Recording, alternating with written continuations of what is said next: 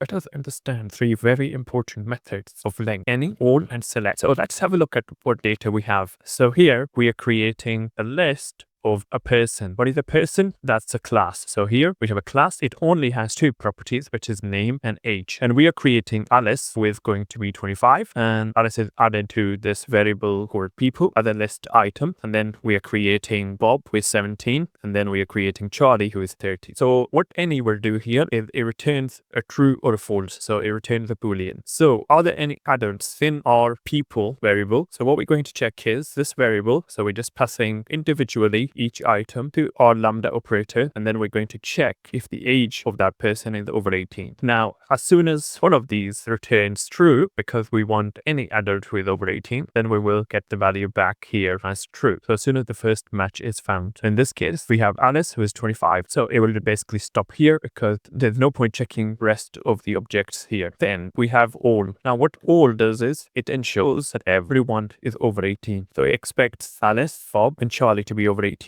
Now we of course know that Bob is not. So what will happen is it will execute this, and as soon as find Bob with 17, there is no further point in checking Charlie because that condition has been met. So it will return a false here. Then finally we have contains, and what contains will do is it will check if Bob exists by checking it against the name property. So again, as soon as it finds Bob, it will return true. So here it will go through Alice and then it will go to Bob, and as soon as Bob is found, it won't bother checking Charlie. It will return true or false here. So if I run this code here, so as you can see, are there any adults that are over 18? So here what we saw was yes, there are definitely Alice's over 18. Are all of them adults? This is not true because Bob is 17. Does list contain Bob? That returns true because Bob does exist here. So that returns a true. So in summary, any method, at least one item matches the condition we've specified and returns true or false. All will ensure all conditions match. So this is important. And again, it will return true or false. Contains, check if specific value exists in a collection. But as soon as one match is found, and it will return true. So these three methods are really useful LINQ methods that you should use. But remember, they only return true or false.